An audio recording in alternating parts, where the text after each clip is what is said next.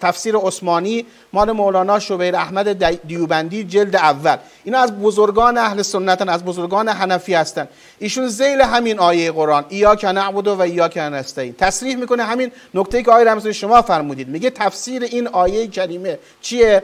استمداد جز از حضرت احدیت از دیگری جایز نیست، اما کسی که یکی از بندگان مقرب الهی را غیر مستقل داند، محض واسطه رحمت الهی پندارد، خاص به صورت ظاهری از وی استعانت کند، هیچ باکی نیست. زیرا این گونه استمداد نیست در حقیقت همان استعانتی است که از بارگاه احدیت می شود. همون حرفی که جناب آقای دهلوی هم گفته و همین مطلبی که آقای رمضانی شما فرمودید. آقا ما وقتی از اولیاء خدا طلب می کنیم برای اونا استقلالی قائل نیستیم و طلب ما از اولیاء خدا در واقع به همون تصریح و فهم علمای اهل سنت طلب از خود خداونده. خیلی نکتهش ساده و روانه. نمیدونم این آقایون چرا نمیفهمن. اینا ادعا دارن میگن طبق این آیه فقط باید از خدا نصرت جست، اما جالبه روایتی رو خود اهل تسنن نقل کردن، سلفی ها و وهابی ها هم روایت رو تصحیح کردن. روایت چیه؟ روایت اینه که شما اساساً نمیتوانید به اینجوری بگم فکر کنم بهتره طاعاتتون، عباداتتون، اعمالتون مورد قبول که نه، اصلا به درگاه خدا عرضه نمی شود مگر اینکه اول پیغمبر و اهل بیت پیغمبر رو واسطه و وسیله قرار بدید. این روایت رو من بیارم، روایت بسیار روایت جالبیه و علمای اهل سنت هم به این روایت استدلال کردن. ببینید کتاب فضائل درود مال جناب مولانا محمد زکریا کاندهلوی، مترجم شیخ الحدیث حضرت مولانا عبدالرحمن ملازهی چابهاری، امام جمعه اهل سنت چابهار فعلی. یعنی اینها مشرکن، نفهمیدن. ببینید چیه داستان. میاد میگه که روزی رسول خدا نشسته بود که شخصی وارد شد و نماز خواند و با این الفاظ دعا کرد: پروردگارا مرا مورد مغفرت قرار ده و به من رحم فرما. رسول اکرم فرمود: ای نمازگزار عجله کردی، وقتی که نماز میخونی اول حمد خدا رو به جا بیاور، بعدش چیکار کن؟ بعد از آن بر من درود بخوان و پشت سر آن دعا کن. راوی میگه شخص دیگری نماز خواند، سپس حمد خدا رو گفت و بعد بر حضرت صلوات فرستاد و حضرت گفت الان دعا کن، دعات مستجاب میشه. اول ببین حمد خدا، بعدش بر من پیغمبر درود میفرستی، صلوات میفرستی، اللهم صل علی محمد و آل محمد، بعدش طلب حاجت کن. چرا؟ چون بعد از اینی که من و اهل بیت من رو وسیله قرار دادی، درود فرستادی، دعات خدا مستجاب میکنه. باز میگه روایت نقل شده، دوباره دقت کنید در روایت بعدی که میگه پیغمبر اول در بارگاه خدا دعا میکنی، بعد حمد خدا رو به جا میآوری، بعد درود میخوانی، آنگاه تو مستجاب الدعوه خواهی شد. اگه اتاق فرمان اسکن کتاب نشونه ممنون میشم. وقتی تو بر من صلوات فرستادی، بر من درود فرستادی، حجاب از میان تو و خدا برداشته میشه. حجابی است بین ما و خالق. این اعمال عبادات ما باید بره بالا، عرضه بشه، بعد مورد قبول خدا قرار بگیره. اول باید پیغمبر و اهل بیت پیغمبر رو وسیله قرار بدید تا اساسا این حجاب برداشته بشه، اعمالت به خدا عرضه بشه. باز در صفحه بعد باز روایت بعدی رو نقل میکنه از ابن مسعود که چون کسی میخواهد از خدا طلبی کند، بعد از حمد خدا بدین وسیله دعایش را آغاز کند. حمد و ثنایی که شایان اوست، شایان شأن اوست، پس بر نبی اکرم درود بفرستد، بعد طلب حاجت کند.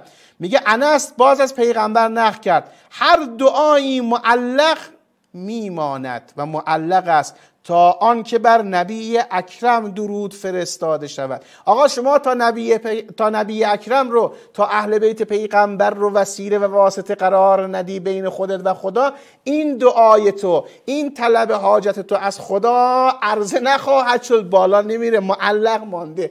پرده ای از حجاب قرار گرفته. اول پیغمبر اهل بیت پیغمبر رو وسیله قرار بده، واسطه قرار بده، بعد تازه دعات میره بالا که بعد مورد اجابت خدا قرار بگیره یا نه. باز در صفحه بعد حضرت عمر میفرمایند، اینم باز از نفر بعدی خلیفه دوم، به من گفته شده که دعا در میان آسمان و زمین معلق میماند و بالاتر نمی رود تا اینکه بر حضرت نبی اکرم درود خوانده شود.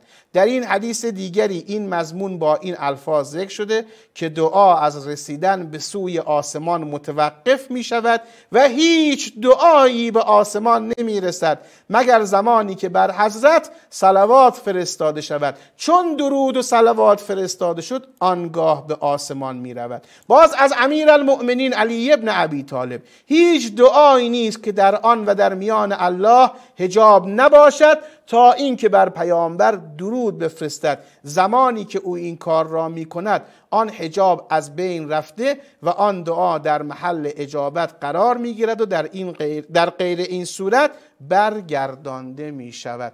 آقا این خدایی که میگوید فقط از من نصرت و یاری بخواهید، همین خدا میگه وابتغوا الیه الوسیله، پیش من میای وسیله برای خودتون بیارید، چون دنیا دنیای اسباب و وسائطه. این حکمت خداست. حالا همین خدا تصریح کرده توی بنده من، توی مخلوق من، اگر میخوای من را مهربان، بخشنده و تواب ببینی، هر حاجتی که از من داری اول باید صلوات بفرستی بر پیغمبر من، بر اهل بیت این پیغمبر، تا تازه این دعای تو، این حاجت تو، این خواسته تو عرضه بشه بیاد به سمت من خدا که من اون رو خدمت شما عرض کنم، اجابت بکنم، حاجتت رو بدم یا به دلیلی و حکمتی تأخیر بندازم در این خواسته تو. این اعتقاد صحیح، روایات صحیح، عقیده علمای اهل سنت بر ضد وهابیت. حالا اینها مشرکن، اینها خدمت شما عرض کنم که قرآن نفهمیدن، اینها توحید نفهمیدن. پاسختون چیه شما؟ چه پاسخی دارید نسبت به این مطالب؟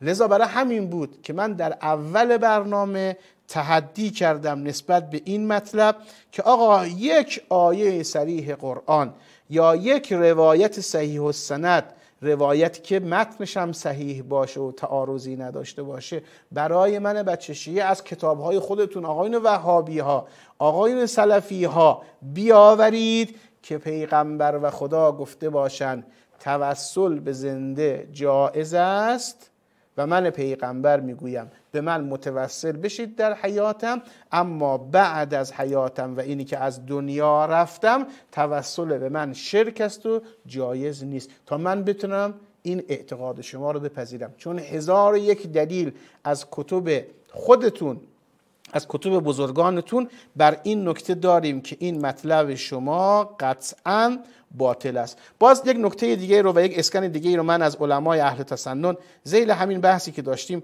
خدمت شما ارائه بدم که آقایون اجازه بدید من اسکن رو پیدا کنم. جناب آقای مفتی محمد شفیع عثمانی است. ایشون هم در ذیل همین آیه قرآن، ذیل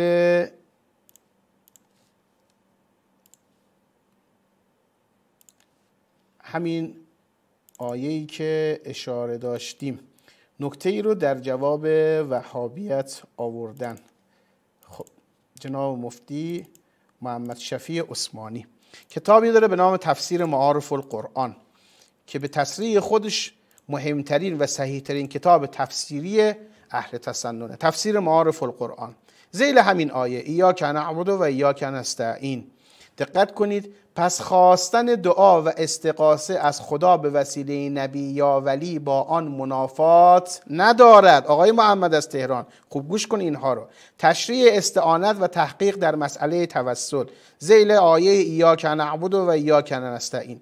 برای در روشن شدن مطلب مثالی می آوریم. این خیلی ساده و روون گفته برای شماها واقعا بفهمید. میگه فکر کنید در اتاق نشستید که روشنی آن توسط لامپ برق و هوای آن توسط پنکه به شما میرسد. آیا این لامپ و پنکه در ایجاد روشنی و هوارسانی خود مختارند؟ خیر، زیرا آنها به وسیله اتصال به نیروگاه برق کار میکنند و اگر لحظه این اتصال قطع شود نه لامپ روشن میماند و نه پنکه هوا میرساند، چون در حقیقت کار لامپ و پنکه مستقل نیست بلکه ارتباط مستقیم با برقی دارد که از نیروگاه دریافت میکنند. پیامبران و اولیا و فرشتگان خدا نیز چنین وضعی دارند.